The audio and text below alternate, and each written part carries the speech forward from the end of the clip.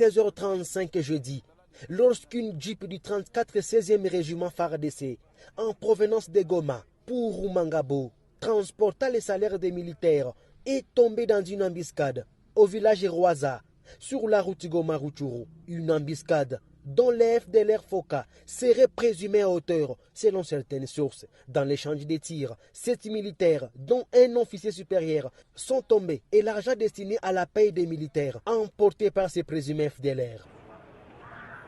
Les forces armées de la République démocratique du Congo ont plutôt enregistré dans leur rang des blessés, dont quelques-uns ont succombé à leurs blessures.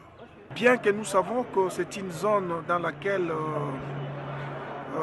le FDLR Foka sont actifs, mais permettez-moi de vous dire que c'est encore trop tôt parce qu'on doit donner le temps à notre service de renseignement de travailler pour que finalement nous puissions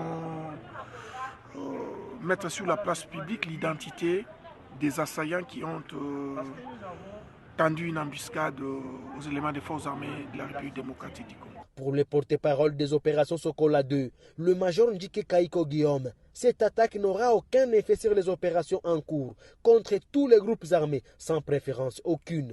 Laissez-moi vous dire que les forces armées de la République démocratique du Congo restent déterminées à accomplir ce qu'il convient d'appeler ici la volonté du chef d'état-major général des forces armées de la République démocratique du Congo.